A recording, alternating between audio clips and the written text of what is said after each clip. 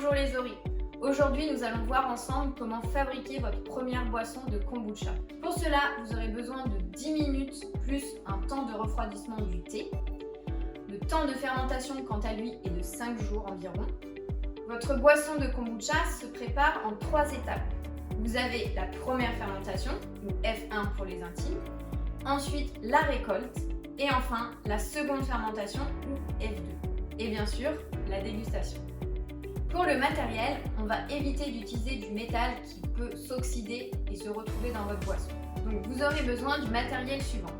Un pichet qui résiste à l'eau chaude, une bouteille à fermeture mécanique important pour le pétillement, un bocal de au moins 1 litre, une passoire fine, un ustensile en bois pour touiller, un linge pour recouvrir ainsi qu'un élastique.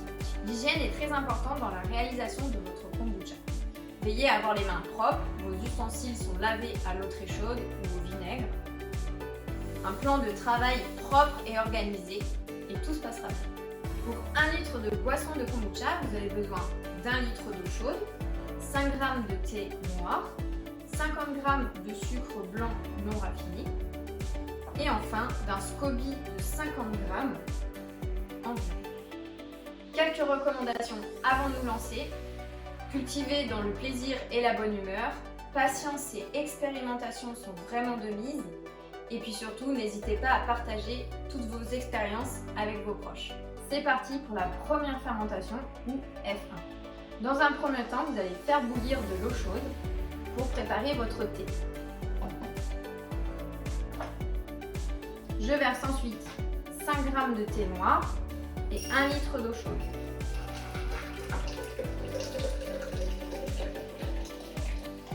Si vous êtes très pressé, vous pouvez vous arrêter à 1 demi-litre et compléter ensuite avec de l'eau froide. On va laisser infuser le thé pendant environ 10 minutes. Plus vous allez laisser infuser, moins il y aura de théine. Au bout de 10 minutes, le thé est suffisamment infusé, je vais rajouter de l'eau froide.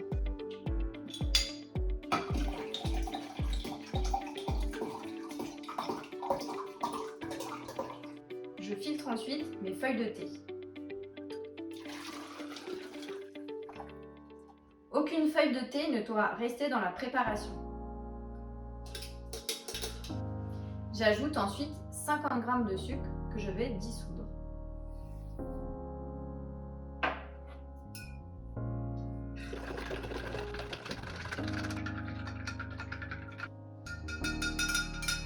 Veillez à ce que votre thé soit bien refroidi, sinon cela pourrait tuer votre SCOBY. Enfin, je mets mon SCOBY de kombucha dans mon thé. Le SCOBY peut alors tomber au fond de la préparation ou rester à la surface, ceci n'a pas d'importance. Vous pouvez ensuite donner un petit nom à votre SCOBY de kombucha. Si toutefois vous avez du starter de kombucha, c'est à ce moment-là que vous allez le mettre dans votre préparation. Donc 100 ml de starter pour 1 litre de kombucha. Le starter est en fait un échantillon de boisson de kombucha qui va booster votre culture, c'est-à-dire qui va favoriser la fermentation. Si vous n'avez pas de starter de kombucha, ce n'est pas grave. Continuez la recette sans starter. Vous en utiliserez pour les prochaines fois. Et enfin, recouvrez d'un linge bien fermé à l'aide d'un élastique pour éviter la poussière et les insectes. Vous placez votre préparation à l'ombre, à température ambiante, aux alentours de 23 degrés, pendant 5 jours environ. Au bout de 5 jours, on obtient notre boisson de kombucha, c'est l'heure de la récolte. Votre souche de kombucha est probablement remontée à la surface. Ceci est dû au gaz carbonique qui fait remonter votre SCOBY. Toujours avec les mains propres, je vais alors récupérer mon SCOBY.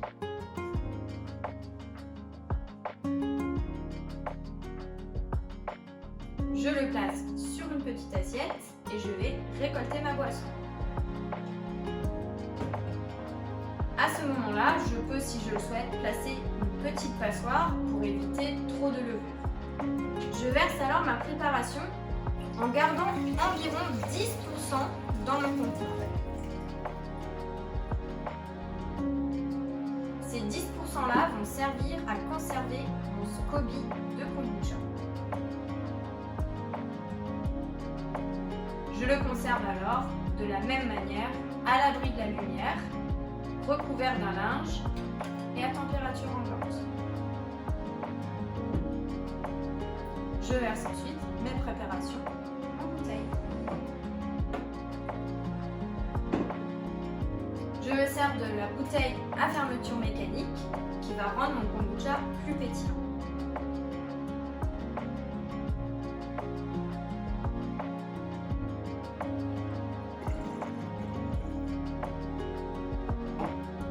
Je peux dès à présent boire mon kombucha. Celui-ci sera alors plus sucré et moins pétillant. Pour obtenir un kombucha moins sucré et plus pétillant, je vais le laisser deuxième fermentation.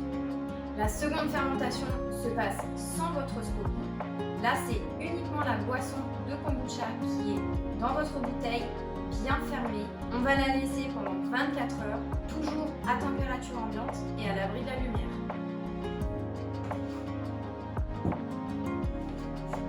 Mon SCOBY va pouvoir rester dans ces 10% de kombucha, ce qui va pouvoir le conserver. Quelles sont les options avec mon SCOBY? Soit je relance une nouvelle fermentation pour avoir une nouvelle boisson, sinon je laisse mon SCOBY dans le liquide à température ambiante, à l'abri de la lumière, bien recouvert d'un linge. 24 hours later. Au bout de 24 à 48 heures, c'est l'heure de la dégustation. N'hésitez pas à placer au réfrigérateur votre bouteille quelques heures avant. Et bonne dégustation les oreilles.